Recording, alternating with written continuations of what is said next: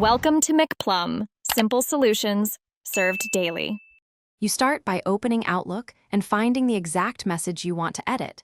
This saves time and prevents accidental changes. Once you've located it, decide whether to preview in the reading pane or open it in a separate window. Open it when you need full editing controls. Make sure the account is selected correctly if you manage multiple addresses, because edits apply to the selected mailbox. If the message is read-only, you'll need to copy it to a draft or forward it to yourself before editing. You now create an editable copy by clicking Reply, Reply All, or Forward. Outlook doesn't let you edit received messages directly.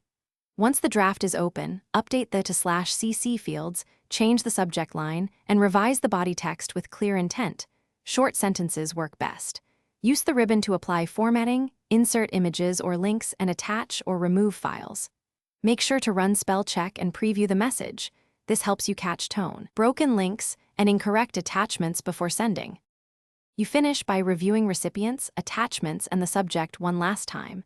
A final scan prevents embarrassing mistakes.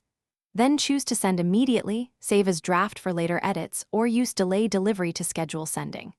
If you encounter problems, like send failures, missing attachments, or formatting errors, try saving and reopening the draft, restart Outlook, or switch to Outlook on the web to resend.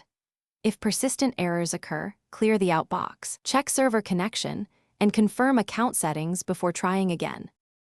Thanks for watching. Stay juicy and subscribe.